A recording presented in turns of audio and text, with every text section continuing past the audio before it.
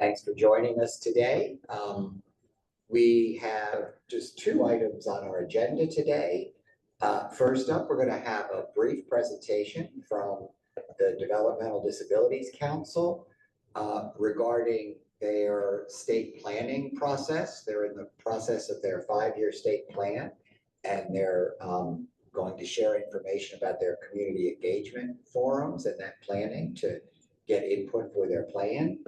And then second, we're going to have a number of providers doing presentations for us regarding strategies they're using for recruiting and retaining direct support professionals. So first up, Carla McCaskill with the DD Council. Carla, good afternoon. Good afternoon, everyone. This is Carla McCaskill, and I also joining me today. So my name is Kevin Wright. Joining Carla today just to talk about the DD Council and the State Plan Committee. It's good to see everyone again. New faces, old faces.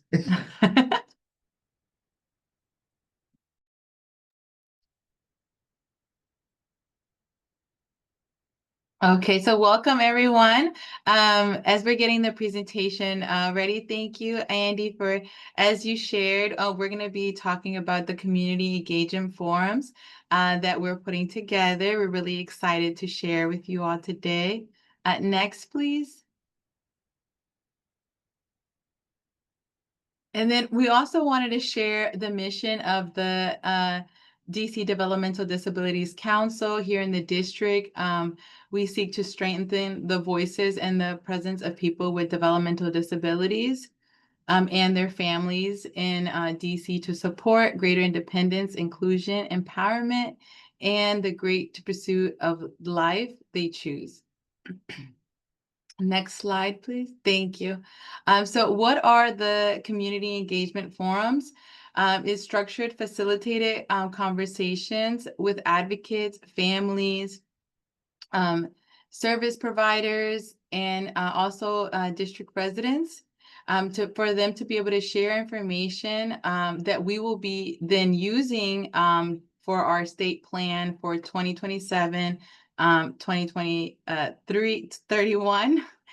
And this allows us to be able to make a deeper connection and really be able to understand what are some of those needs and those concerns and the priority that we need to make sure that we include in our state plan. Next, please. So when they're starting today, we actually are going to have one today with our youth. Our interns are here and we're super excited. They'll be doing one today. And there's two different ways that you can share. One is joining one of our forums. There will be about 1 hour session long. But this is really interactive and you get to really share. With the survey, you can also share your input and it will take 5 to 10 minutes and you can just do that on your own. Next, please. And as I shared, we have a couple of sessions coming up. The one for today is in person with our youth. And then we'll have one on July 16th. That one will be focused with parents, families, and caregivers. Then July 17th for self-advocates, July 18th for stakeholders, and then we'll also have one in September or December. And then I also have a flyer that I'll be sharing afterwards with more details as well, and then links for everyone to be able to register. So this is the survey. So if you have some time, you can scan the QR code, or we'll also put this link in the chat. And, you know, it takes 5 minutes, and this is really helpful for us, as I shared, and anyone can do the survey. Next, please. And thank you, everyone, for letting us share today. And then I think we'll show the flyer briefly if we can.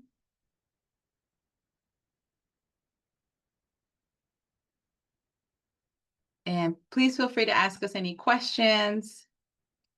And I also want to add too is on June the 24th, this week, we also did like a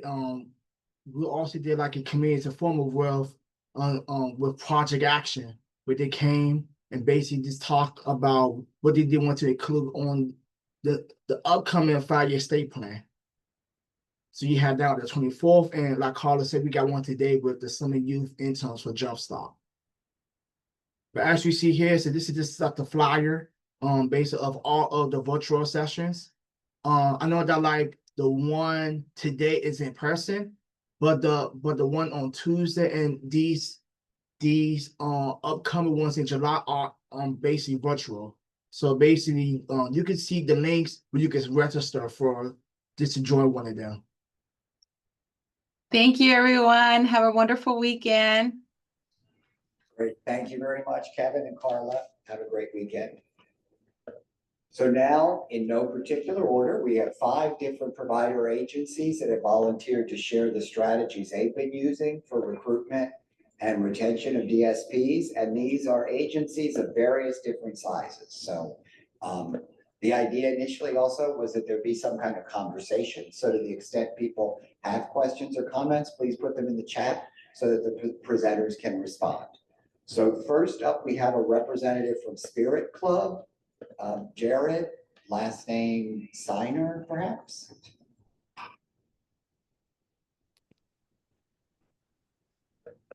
Yes, hi, can you hear me? Yes. Hi, thank you so much for having me today. Yeah, I really appreciate the chance to be here. I just want to share a little bit of information with you about Spirit Club and also try to make sure it is as relevant as possible for our topic today in terms of retention and employee satisfaction. So just a little bit of background. Oh, thanks for sharing those slides. You could go on to the next one. So I got my start into this world working as a DSP, as a support counselor, working with adults with developmental disabilities. If we go to the next slide, there might have some more visuals. Oh, awesome, thank you. So yeah, back in 2013, I started working as a support counselor, working with adults with developmental disabilities, and my other job was working as a personal trainer at a gym. And between those 2 jobs, I became really interested and excited about trying to merge those 2 interests and offer fitness services that are supportive for people with disabilities. And so I know that you all in this field have a lot of experience, and I'm sure are working on incorporating fitness into the lives of the people you support. So I thought today would be fun for me to lead a full hour-long exercise class for you, so you could all get to experience it.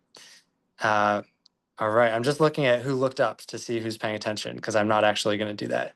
So kudos to everybody for paying close attention.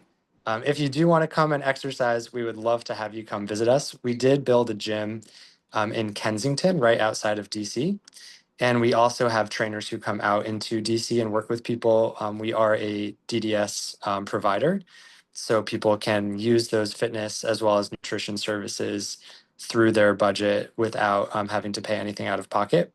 And so if anybody does want to come and focus on their fitness and health, we would love to work with you. I do have a few slides to show you kind of about what we do. So you go on to the next one, and then I will connect this back to our topic today. So just a little bit more background. Our mission is to make exercise universally designed. So we are not trying to create fitness only for people with disabilities, but we want it to be inclusive and accessible for our community members with disabilities. And that ties back to this idea of retention for DSPs, as we focus a lot on incorporating staff into the sessions that we offer. So you can go on to the next slide. And just a little bit more background.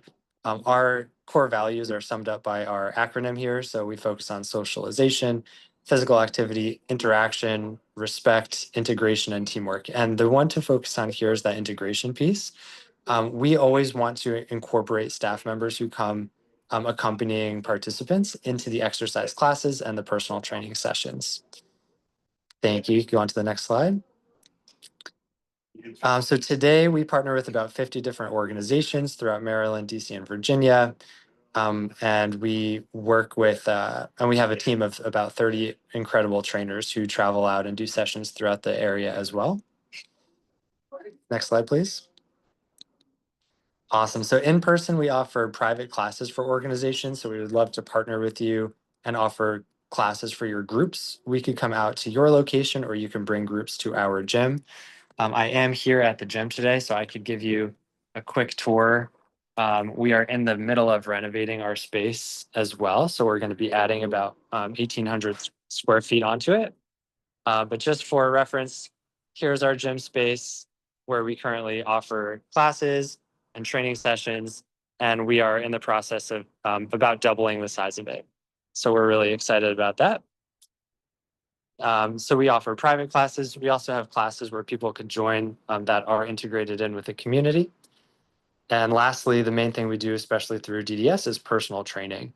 And those personal training sessions and those classes are designed to be really inclusive. So we want your staff members to join as well.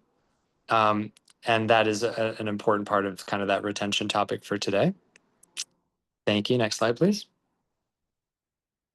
So here's just some pictures of some people doing some personal training, partner training. We like to just really have a lot of fun with our members and make sure staff and participants are having a great time. Next slide, please.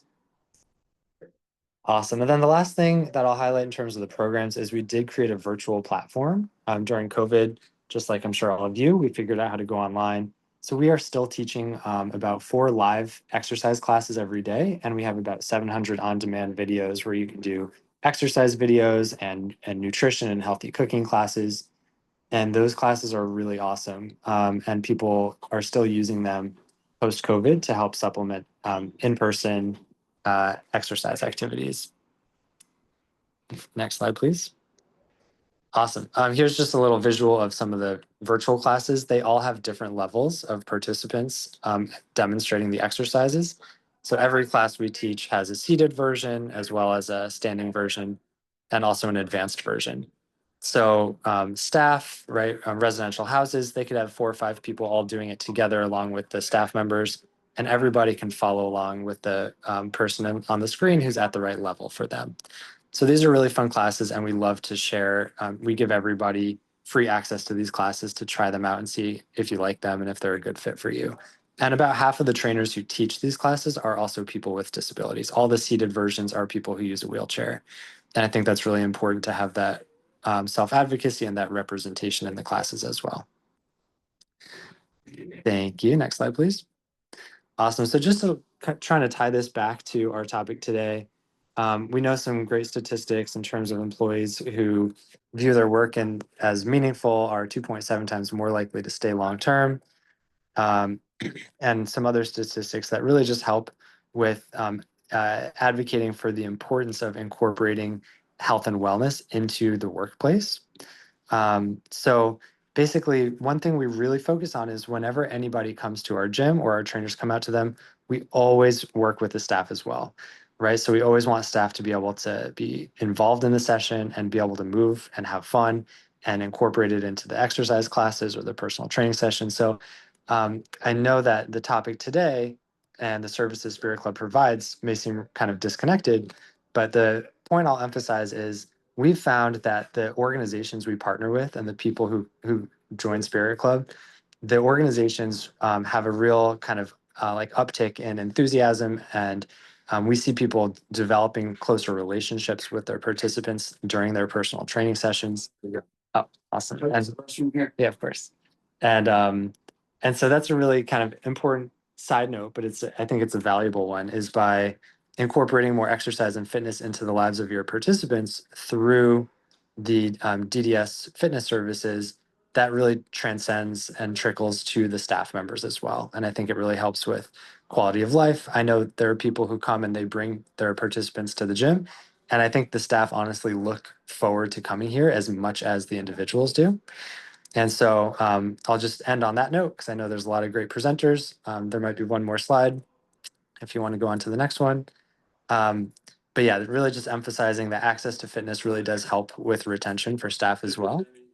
Questions called in. I will, thank you. And right now, we've been developing a lot of great relationships with different organizations. We have a little over 120 individuals total between their fitness services and our nutrition services who work with Spirit Club through DDS.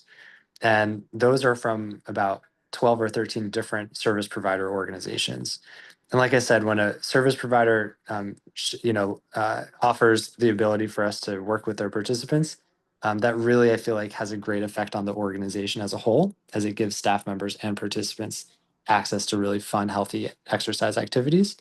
And so, yeah, we would love to connect with you if you are interested in utilizing exercise and fitness and nutrition more as a resource, not only for the people you support, but for your staff members as well.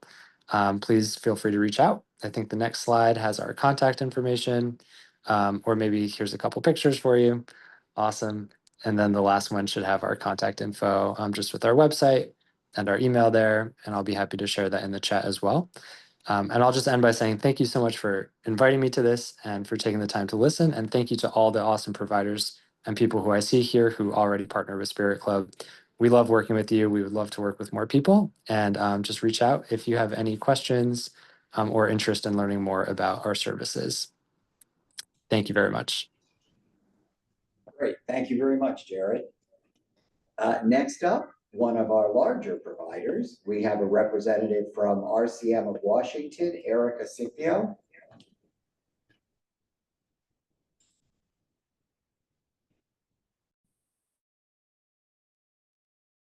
Good afternoon. Can you hear me? Yes, we can. Very good. Thank you. And great job saying my last name. A lot of people struggle with it. So kudos to you on getting that right. I've been looking forward to this forum all week because I've been really interested in hearing what other providers are doing on this topic. And so I'm very excited to share what works for RCM. And just keep in mind, some of these strategies we're constantly tweaking and we're trying to figure out what really works for our organization. So with that, let's get with the slides, right? And so our fundamental belief is that we actually want to focus on getting DSPs who want to be DSPs. So not just people, but people who want to actually spend their careers being DSPs, or something in the related field, and keeping those individuals. So next slide, please.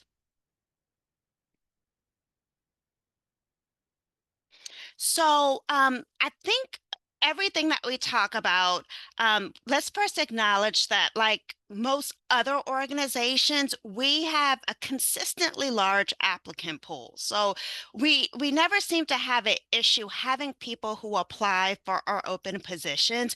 And so we've had to really kind of focus our efforts on selecting applicants who do in fact want to be DSPs. And so as we become more thoughtful and intentional about that, we've tweaked some of our strategies to meet that goal. And the first strategy is identifying applicants who tend to be the strongest applicants. And so generally, I think you might be able to guess why, but employee referrals, people who have family members with intellectual or developmental disabilities, as well as people who've actually observed us performing services with the people we support in the community, they tend to be the strongest because they have a realistic job preview. They actually know what it means to work with people or to be with people, to live with people, to provide services, if you will, because they see it on a regular basis. We will often get referrals from people that see our people in the workplace, see them doing recreational activities, all kinds of things in the community. And they have said, you know what, I think this is something that I'd like to do. And so we do tend to give some preferential treatment to those applicants that enter our applicant pool that way. We also prefer to do panel interviews when we do, in fact, when we get our eligible pool together, we contact applicants to schedule interviews. We prefer panel interviews, and I think it allows for our group of managers to hear the same responses, right? So we don't have any more than 3 interviewers at a time. We prefer to call it a conversation rather than an interview. And we are removing the barrier of, oh, I didn't quite get that from the applicant, or I didn't hear that response. Everyone is having the same experience in real time. And we want to strike the right tone for the interview and any forward thinking processes from this point. The caveat is, in order to have an effective panel interview, you have to be sure that each interviewer has their unique area that they're going to focus on, because you want the interview to be well-rounded. If you find yourself cycling through similar questions, you're not going to have a very well-rounded interview. And so you want to be sure that you're organizing yourselves ahead of the interview. Don't decline applicants too prematurely. And so unless we hear something from an applicant that's a complete non-starter, our intent is to prep them for our orientation. And we do tend to invite most applicants to attend our week-long orientation here in our administrative offices. I think that we tend to use our orientation as an extension of the interview. And so as we bring people on board with the hopes that they're going to be a good fit and that we're going to be able to intentionally match them, I think that we have to be cognizant that the interview doesn't just end with the official interview process, and it extends to the orientation. We don't only accomplish the completion of phase 1 training during our week-long orientations, but we're also assessing attendance. Are the applicants on time? Their attention to detail, their leveling of engagement, their core personalities. Are they demonstrating leadership traits? All of that our trainers are looking for. And there are some instances where we have determined that some applicants are not good fits. And either with the people we support or even in this field. And so we have, at the end of orientation, concluded that we're not going to move forward with those individuals. And that's something that we rely upon quite heavily. RCM, oh, go back one more. Thank you. So the final point here is that we also will hire on occasion for attitude, for strong attitude, likability, desire to work with the people we support. While skills and abilities and previous experiences do mean something, our trainers have said to me on occasion, you know, we just liked this person. This person just was so engaging and so wonderful to talk to. And we have made a place for those people within our organization. So for us, it's not just what the tangible skills and abilities that they're bringing to the table. And we would like to train on those skills and get them brought up to a level where they can be effective DSPs, simply because they're just likable, enjoyable people. All right, next slide. So we want to keep those DSPs who are great. And I think all of us know that retention is a long game. It's not something that you engage in for short-term games. You want people to be with your organization for the long haul. And as always, these strategies, we are always revisiting them. We're adjusting them as times change and tweaking them to find out what works for us. So the few that I have listed here are tried and true. So we believe firmly that first impressions matter. So we want to be sure that everything from the first contact through the interview, the orientation, and the onboarding process are all positive and engaging. And that includes how my staff in HR works with candidates, any touch points with potential managers. We want all of that to be engaging. I think that applicants who feel good about this process, they're more likely to feel satisfied long-term with your organization. And I will say that the feedback that we get the most here at RCM is that our orientation and training is more than just sitting in front of computers and taking assessments. You know, while that's important, we work very hard to make sure it's interactive and engaging, and making people feel like we are investing in them in a very real, tangible, and meaningful way. And I think this is ultimately why a lot of our folks have chosen to continue their careers at RCM. Person-centeredness. RCM embodies person-centeredness, and we have a requirement that our staff embody this concept as well.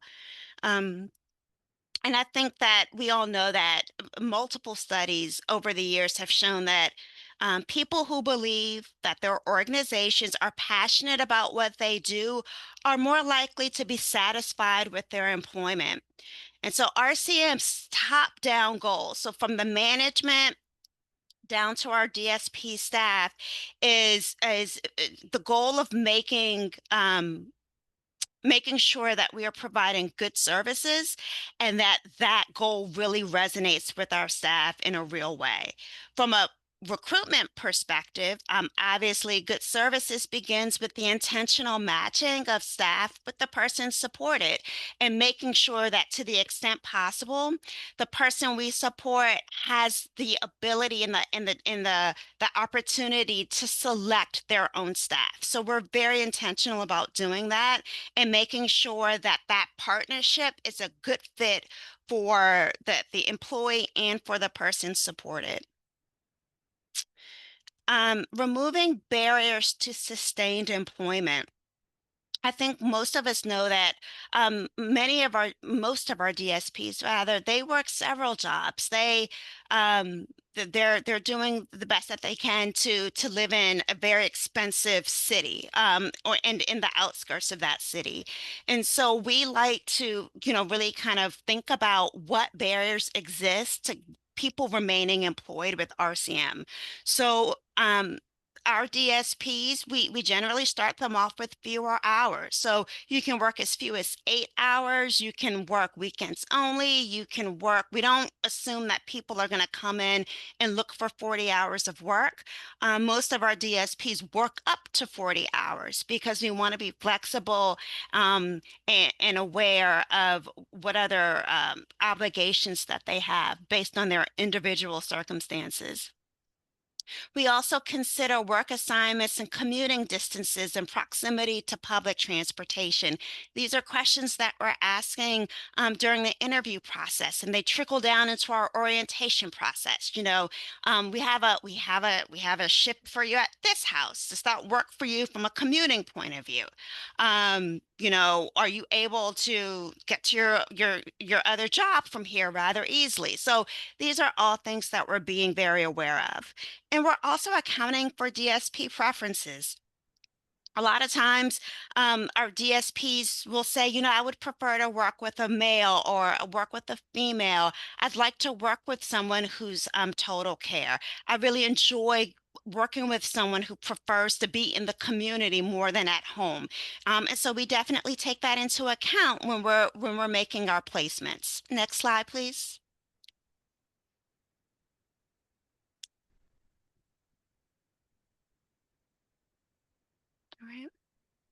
All right. Establishing achievable performance standards and communicating them frequently. Anyone has seen the job description? Job descriptions are boring. They don't have life in them, if you will. And so we like to cull from our job descriptions those performance standards that we think mean the most, right?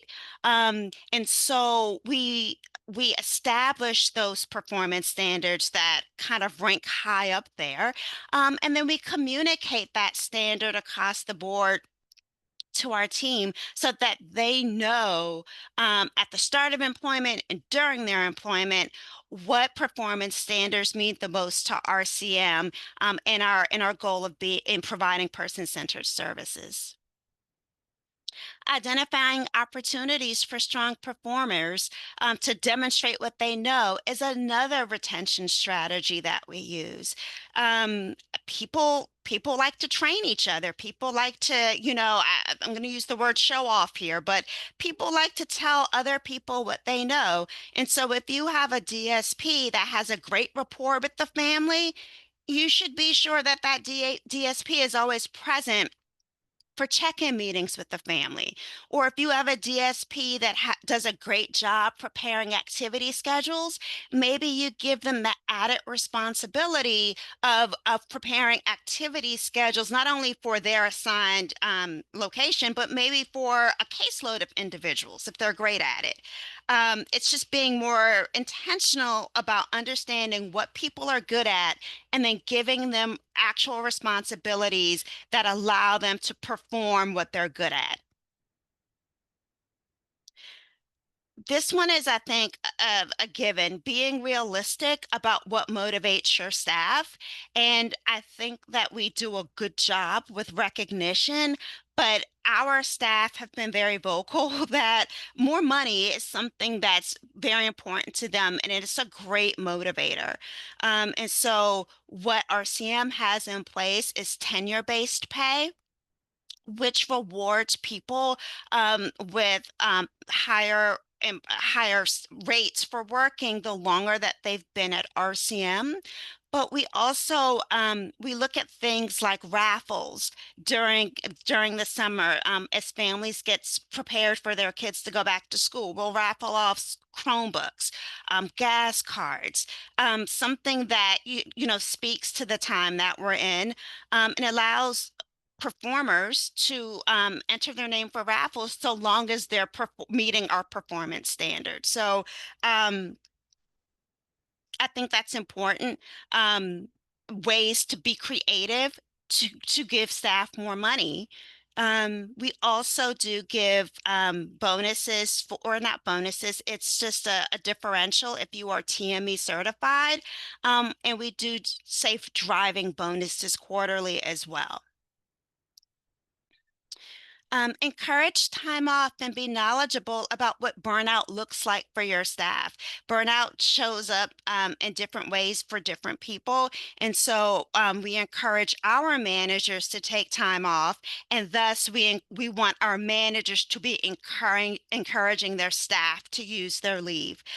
Some of our DSPs do earn vacation time, and we actively encourage them to use it in regular intervals during the year for rest and rejuvenation. And then finally, I think it's important to acknowledge that your great DSPs may not be DSPs forever, and to encourage them and then to try to retain them in some fashion in your organization. Earlier this year, I became aware that one of our beloved RNs, he started off in the organization as a DSP, and then he became an LPN, and now he's an RN. And to be able to retain the knowledge that he has of that caseload and have it sort of embody his new work as an RN has been phenomenal for the organization. And so we've had DSPs who've gone on to become program managers. We have an excellent DSP who's now in operations. She was a DSP and then she was a program coordinator, and now she's in operations. And so we've been able to retain all of this talent because we've been very intentional about giving them career options within the organization. And we facilitate that with a tuition reimbursement program and then a transparent job posting process. With that, I'm done. And so if people have questions, I'd love to hear them. And I appreciate you taking the time to listen to our strategies. Thank you very much, Erica. And there are actually two questions for you if you have just a moment. Sure. First, someone asked what is the turnaround time for RCM from applying for a DSP position to getting to starting work? That's a great one. So I'm going to say that depends. So you usually get a faster phone call from our organization if you have open availability. So if you in our application process, it show you can indicate your availability, whether it's day, evening, overnight. Usually the people who we tend to get back to faster have open availability. And if they already work for another provider, we can get that whole process up and running from the application to actually working down to about a month or so, because we do want our folks to go through a monthly, week-long orientation. Thank you. And one other question, you were talking about encouraging people to take their time off. Someone asked, is that paid time off?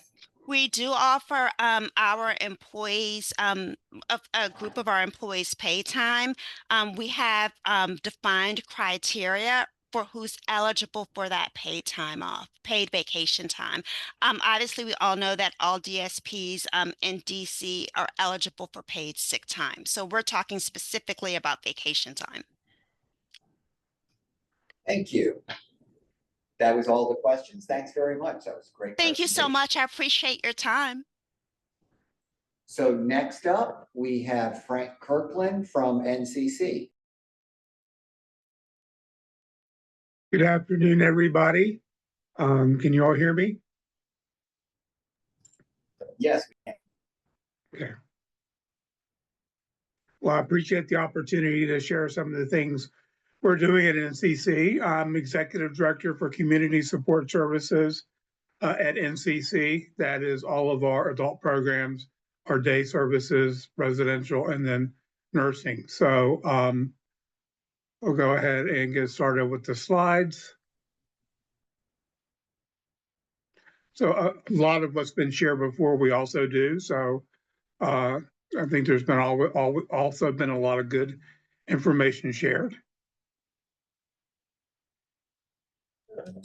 We're going to try that one more time, Frank. Okay.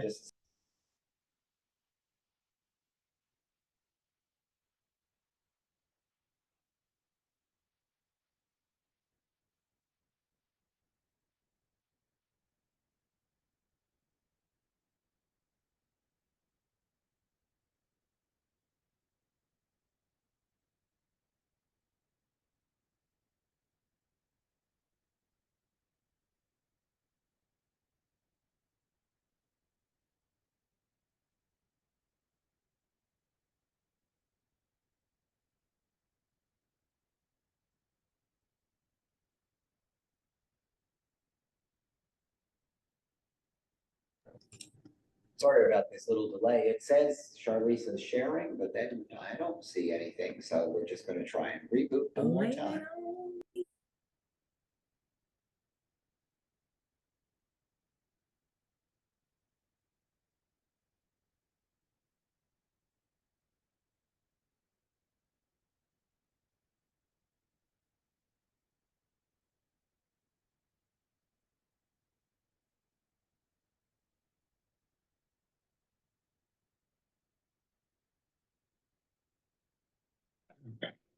Thank you.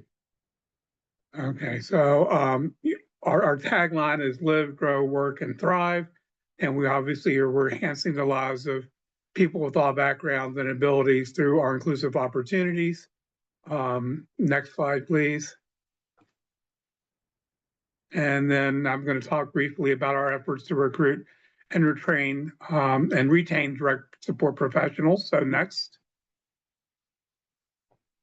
So we're going to go through the recruitment efforts, our partnership with human resources. Obviously, that is the most important player we have. Some of our retention efforts, and then some next steps, some areas that we're looking at as we're continuing to work on this. Obviously, it's recruiting and retention is an ongoing issue. I've been in the field in various capacities for a long time, and it's been an issue as long as I can remember, and it's only gotten more challenging as times have changed. But we're always working.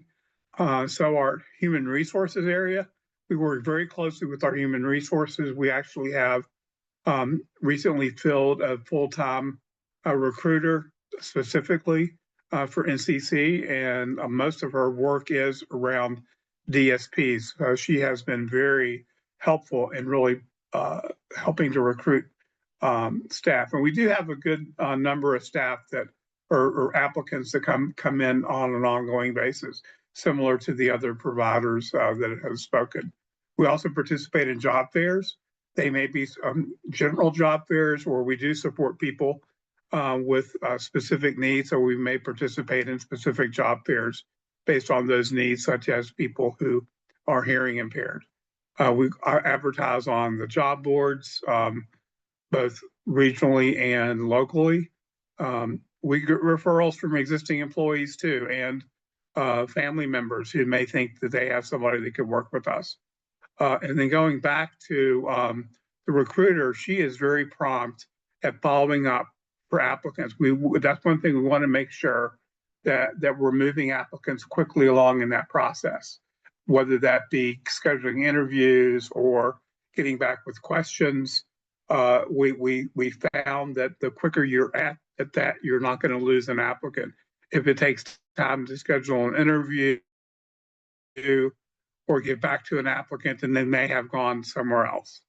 And then we're also looking to improve some of our interview questions, similar to what some of the other providers, making sure that they're really get at the core of what this job is, that they're not just generic questions, that they're really tailored for the DSP, the Director Support Professional job. So people really understand not only what the job is, but we can get questions that really get at somebody's preference for working with the people that we support.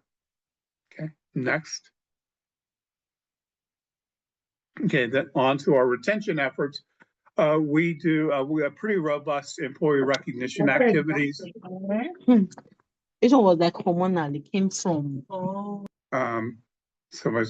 So we have, of course, we have the DSP week celebrations. We have gift raffles and awards, but we also celebrate DSPs throughout the year, and we recognize them at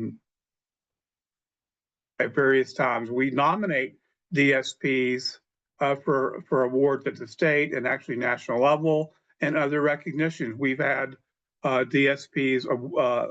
Most recently, we had a DSP that attended the Anchor National Conference, and she was the Washington, D.C. DSP of the Year. We've had another DSP in our day program that was awarded a Maryland DSP of the Year award. So we're really wanting to make sure that we're highlighting the great job DSPs do. We also have other areas that we recognize DSPs. It could be the newsletters that we have. We highlight staff, including DSPs, and other events throughout the year. We have holiday events. We have summer events that we're really making sure that DSPs are part of that. We also have a pretty robust employee engagement activities. We have a employee engagement committee, and DSPs are part of that, so they can really get more input and get input from our employees, including DSPs, on how we can make things better. We have surveys that we do. We actually just got through with a pretty large survey NCC wide that included a large number of DSPs. So we want to get feedback from that. We have a monthly CSS DSP virtual town halls where we get with all our DSPs 2 times a day because of the schedules are obviously schedules are different. So we have virtual town halls where we share information with DSPs and get feedback with how they're doing and questions they have and areas they want to us to focus on. And then we recently started quarterly town halls with Terrence, our CEO, with all the different parts of the agency, but particularly with DSPs.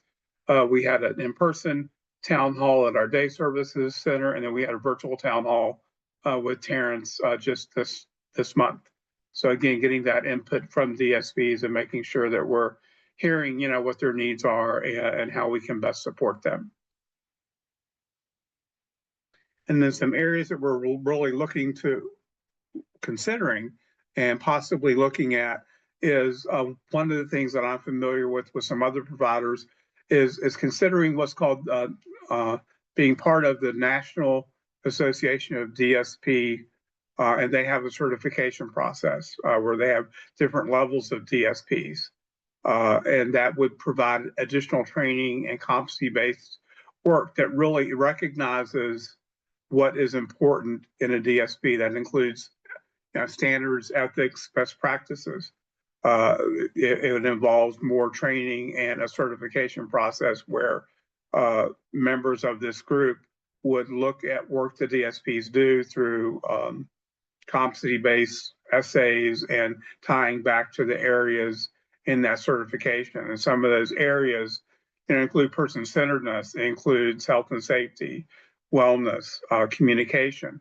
And those are all areas that are so important for DSPs. And it also recognizes that DSPs is a profession.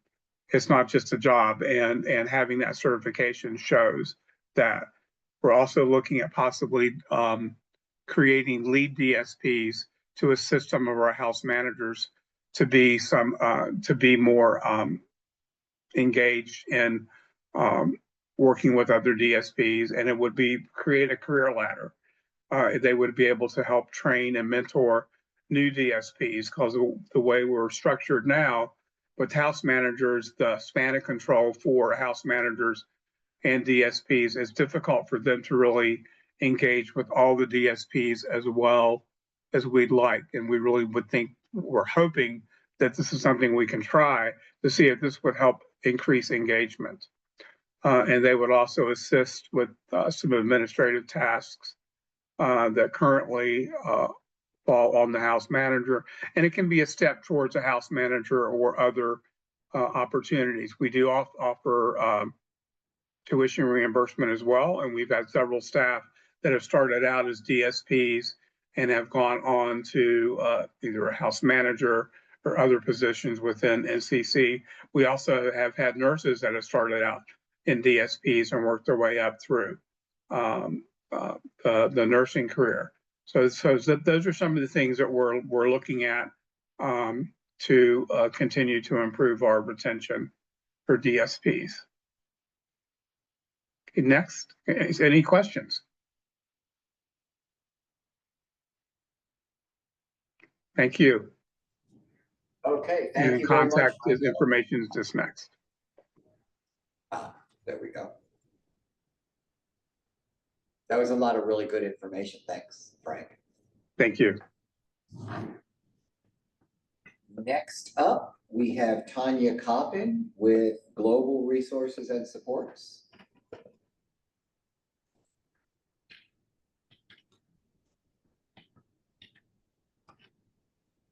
Hello, good morning. Good afternoon. Good afternoon. All right.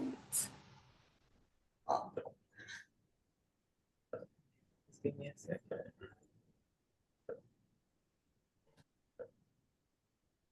What is this one?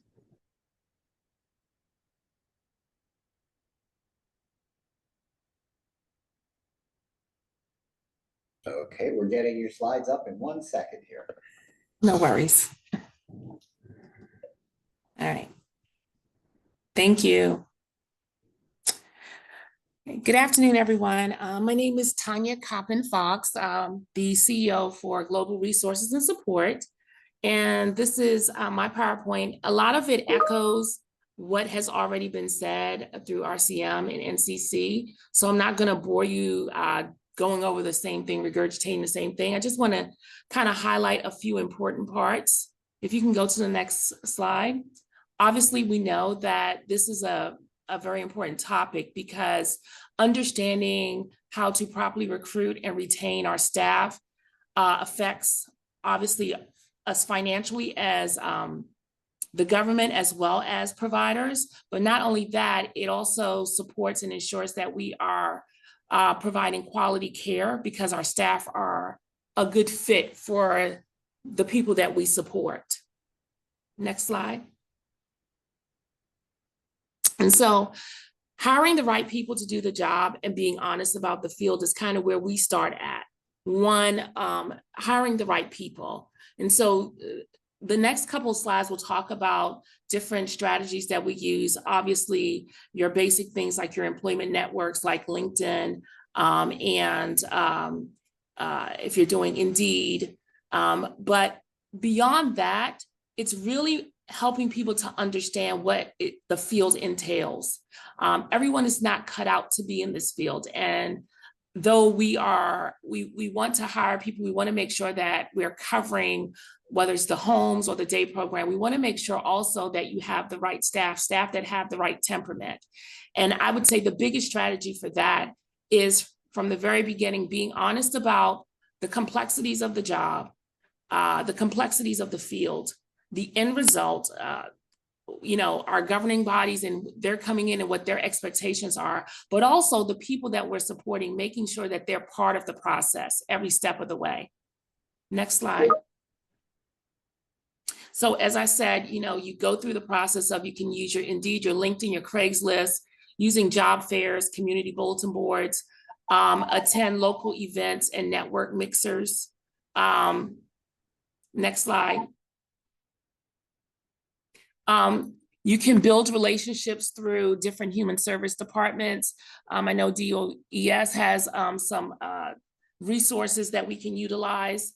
Also, you can do partnerships and internships with colleges and universities, getting involved, especially in their social work department and their psychology department, their nursing department, people who have experience and maybe in human services, but have not directly worked in this particular field, getting them interested in connecting, partnering with them, even to do volunteer work.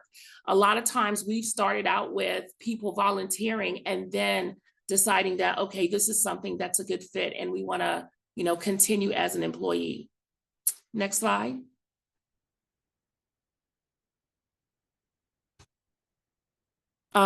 Targeting students.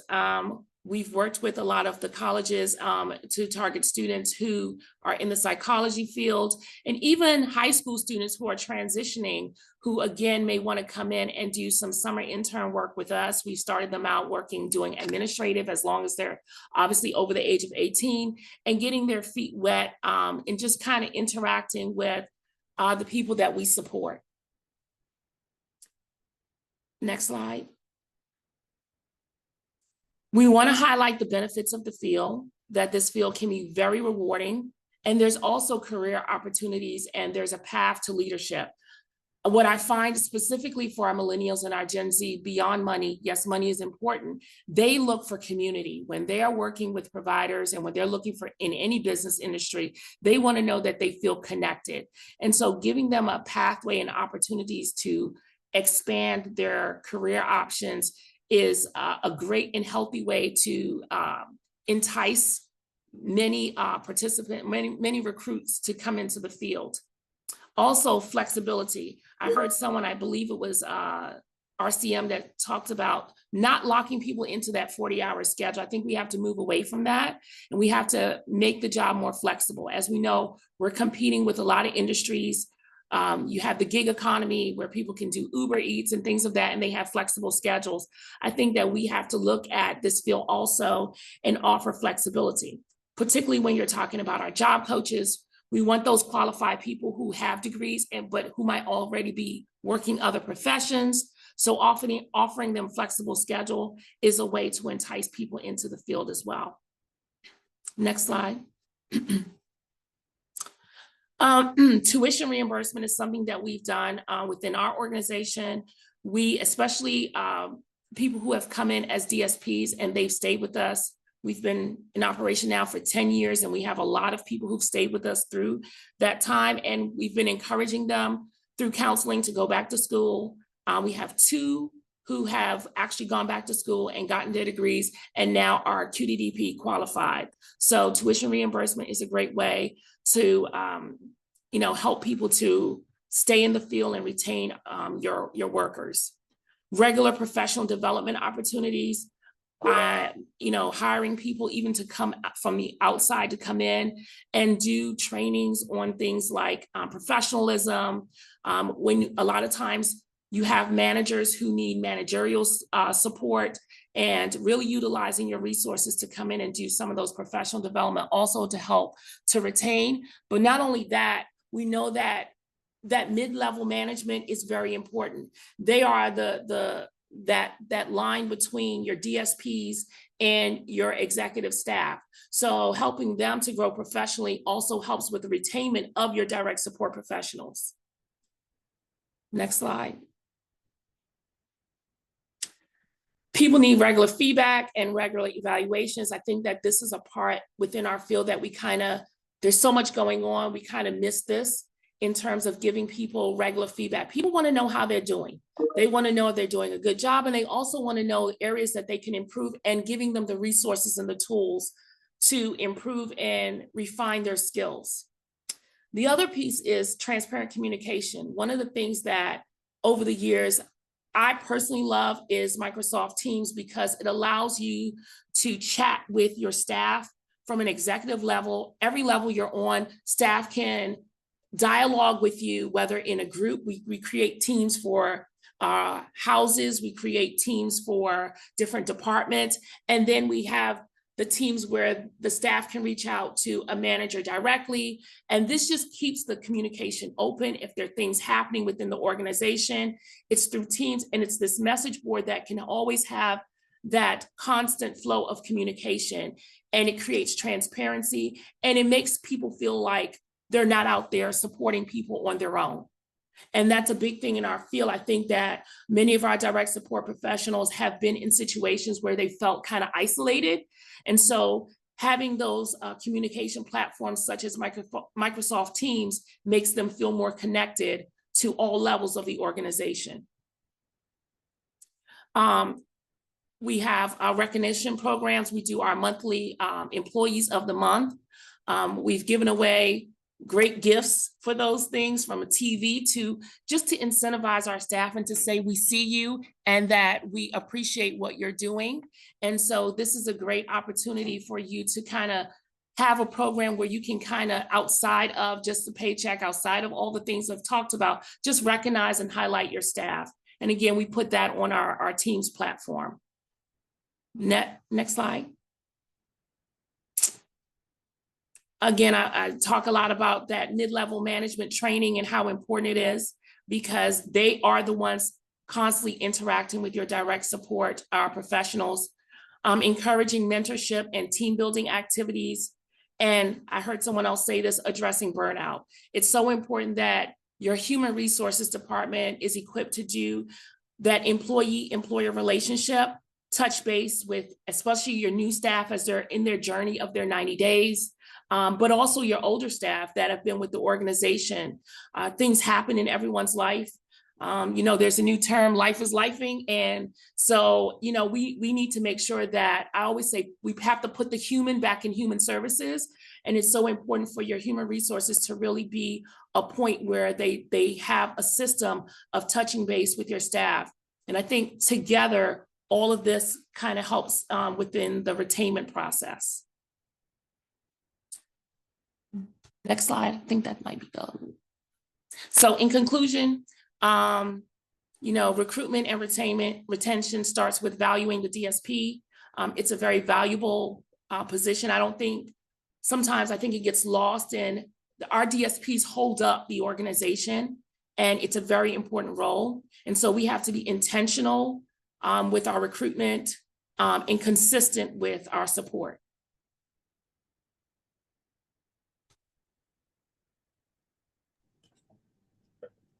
Thank you very much, Tanya. We do have a question here, but it looks to me like it's for all of the providers. So I'm going to wait until after our next presentation and ask if all of our providers can comment on the question that's in the chat. And maybe even providers who didn't present could answer it. Next up, our last presenter today is from Health and Joy, or are from Health and Joy.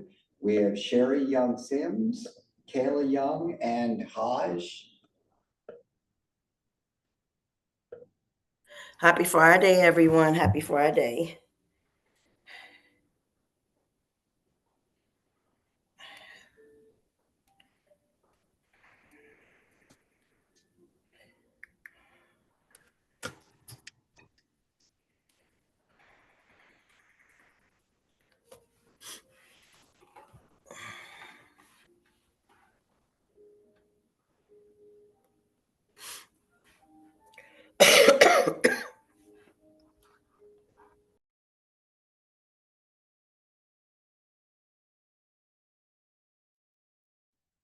Are we sharing the presentation?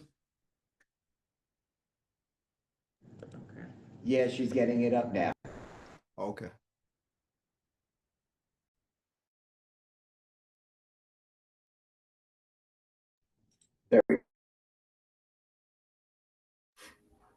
Okay, good afternoon, everyone. Last but not least, facing our challenges and strengthen recruitment and DSP retention with health and joy services.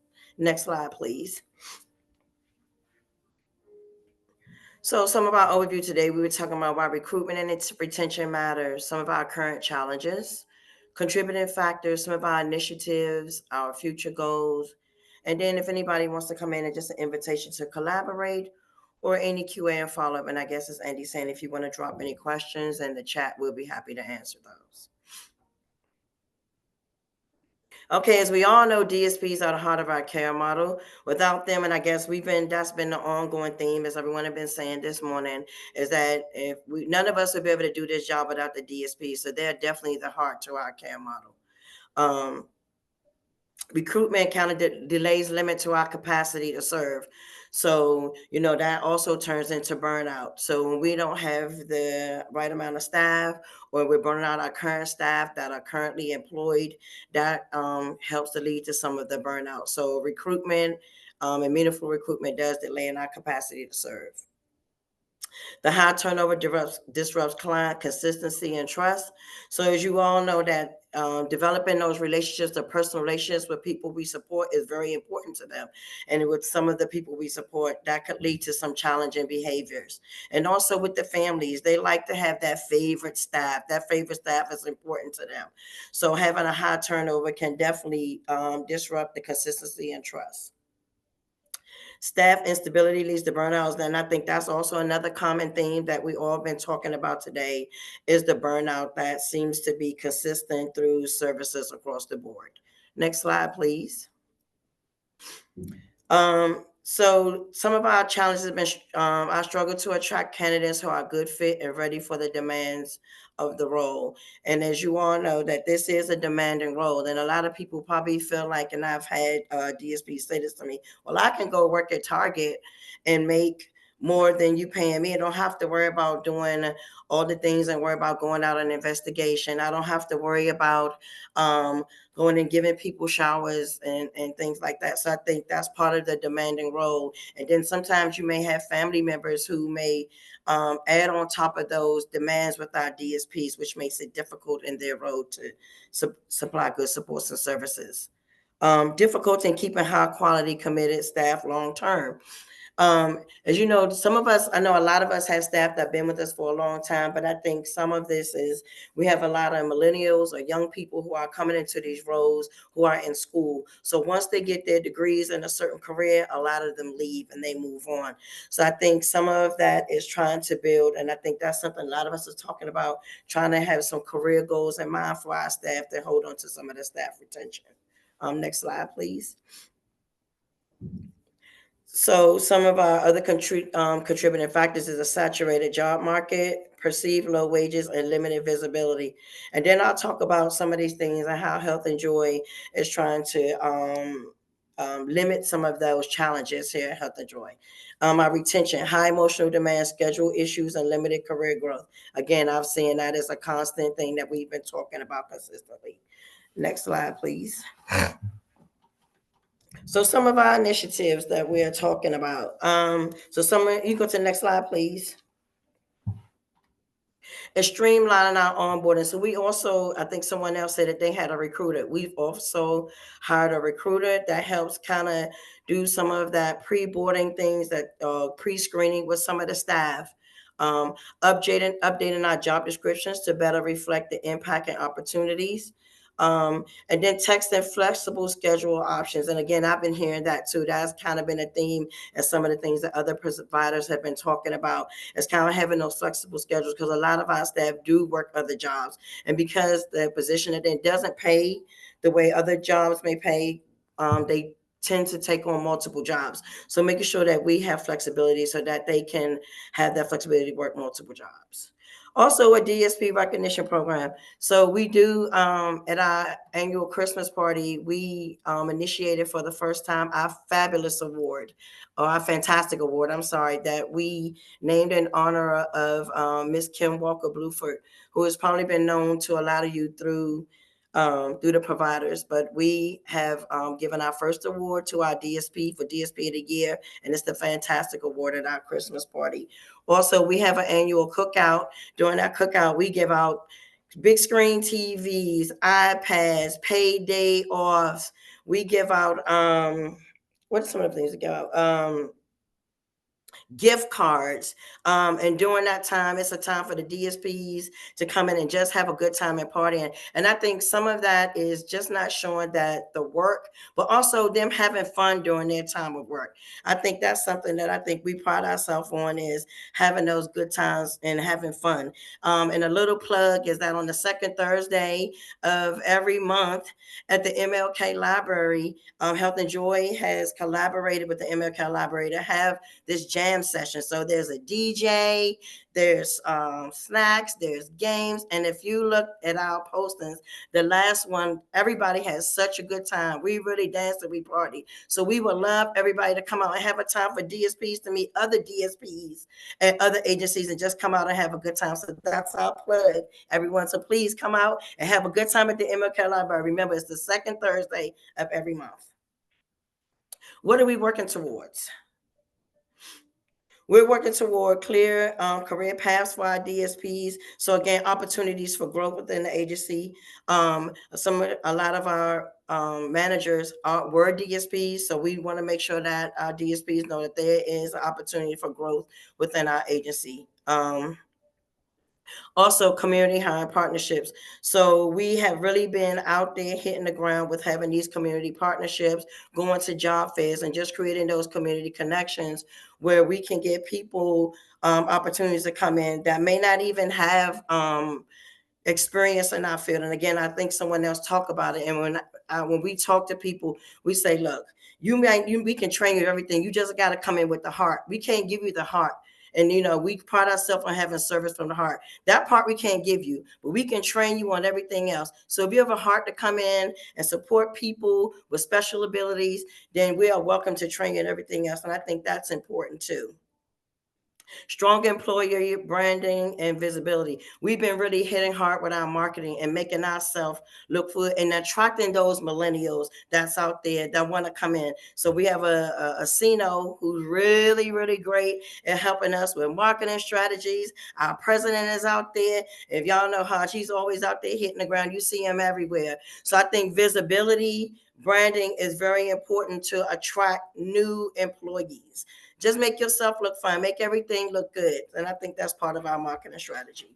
More consistent feedback from frontline staff, making sure that our staff have a say in what's going on in our agency, ways that we can improve as managers, ways that we can improve within our agency. Next slide, please. There's just another cute things I wanted to talk about. We also have a quarterly all staff meeting where all our staff come together, including managers, and we meet quarterly just to talk about areas of strength. And we use that opportunity to bring up training and tracking and trends during that time. We also pride ourselves on matching. We talked about that too, matching the person with the staff person and having that person have the ability to have a say in what staff is present in their home. And again, being innovative with your services across the board, just being innovative about how we're going to perform our services, how we're going to deliver our services, how we're going to make sure that our staff stay with us, and ways to bring staff in, coming up with really great innovative ways. So we're actively looking to improve and open to learning from you all. So if you all have any questions or have any insights that you'd like to say or drop in the chat, I'll be glad to, or myself or Hodge will be glad to answer any of those questions. I'm sorry, I'm a little under the weather today. I think that's our last slide. Thank you. Okay, thank you very much. Thank you. We do have one question that seemed to be for all the providers. And it was, do any providers share DSPs between one another? And if so, what is the process to ensure that the DSPs are fully vetted and trained? For example, if residential staff were available to cover an IDS service shift that's under another provider, how do you coordinate that? Is that something people find? And Yeah. I'll just invite. That's definitely something. I think all the providers on here can say that we all probably share staff across the board and even across services. And I know that the trainer policy states that we can take trainings from other providers, but just making sure that when they come in with those trainings, we're reviewing those trainings. And I always say, if I need to see it. So I'll definitely don't mind retraining someone on the same thing that they made before, just to reinforce that training to ensure that they understand the regulations, what the policies, how to support someone. So yes, that's definitely something that I see across the board. This is Erica with RCM. We definitely, we're all sharing staff, if we're being completely transparent here. And there are times when it has been challenging getting training documents from other providers. And so we're always ready and prepared for our DSPs to take our phase 1 orientation. It's a week-long process, but even if people do come over with their phase 1, there are sessions that they're required to take with RCM in person, and that's like human rights and incident management. They're definitely required to do that, as well as any written assessments that we might need to keep documentation of. We definitely also share staff internally between waiver and ICF services. And so that's where phase 2 training becomes absolutely critical in maintaining documentation of that, so that they have a clear understanding of the services they're providing across the 2 funding streams. And just to add to Erica, shout out to Erica and RCM. I know Health and Joy, when we first started, the collaboration was there and they were helping us out with orientation and staff training. So I appreciate that. I just want to put that out there. So the love and the joy is within the providers. We just got to be consistent with it and make it happen. Thank you, Haj. And yes, we have a couple of staff that were displaced from Health and Joy during the pandemic, and they're still with us. So it's been a very fruitful partnership there. So we appreciate you. Amen. Health and joy. Let's be joyful. Okay, And thank you this is very Frank much. from NCC Oh, again. Frank, We sorry, also, go ahead. with sheriff staff, they would have to go through, any required training we have that isn't duplicative. And we need to make sure those training records, that are from another provider we would have. But there are certain trainings that we have to do, and they would have to go through the background checks for us as well. But again, I know all providers share staff either knowingly or unknowingly sometimes.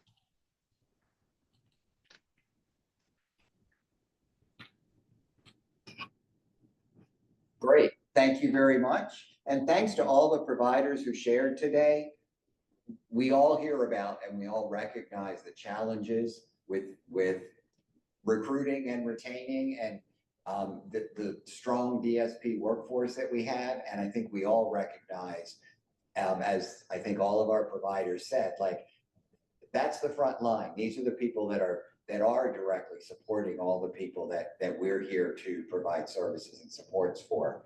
So hearing from each other about how you confront these the workforce challenge that we have. I really want to thank the providers that shared what they're doing, how you're trying to maintain and strengthen your workforces. If there are any other questions or comments people have. So I just wanted to give a brief update at the end. We did have the DC Council Committee reported out their budget recommendations this week. There were a couple of issues in the budget related to DDS. One is that They enhanced the budget by $1 million. This is at the committee level, so it still does have to get through the full DC council, but at the committee level, the recommendations from that committee were to restore, and they've done it again. They did not include it in DDS's continuing budget. They've done it as a one-time only enhancement again, $1 million related to the provider administrative costs in the residential human care agreements. They also, for people who were reading through the chapter, I hope you also went all the way to the end of their report. Included in the FY25 reductions, there's an FY26 reduction for DDA, which is that they reduced the enhancement that we have in order to meet our Medicaid growth next year. They reduced the total that had been included from the mayor's budget by a little over $1.6 million. So we're hoping that through this process that gets restored back to the budget. When it was proposed by the mayor, it was proposed because it's what is needed for us to serve all people who we project will be requiring services next year. If it's not restored, we'll be having to have some challenging conversations about how we make up for that gap next year. So the process is not over yet, but it was reported out from the committee this week. People can find that online on the committee's website, I believe. And we will continue to provide information and updates as we have them. If there are any other questions, or any other comments people want to make, you could put them in the chat. Otherwise, have a wonderful weekend. I was actually out of town the last few days. I went south where it wasn't as hot. So I hope that you all enjoy that. The temperature has now come down and it's much more, I'll take the rain over that heat any day. It's much nicer outside than I hear it was earlier in the week. So have a great weekend, folks. It's supposed to be a sunny, nice day tomorrow. And we will talk again next month. Thank you.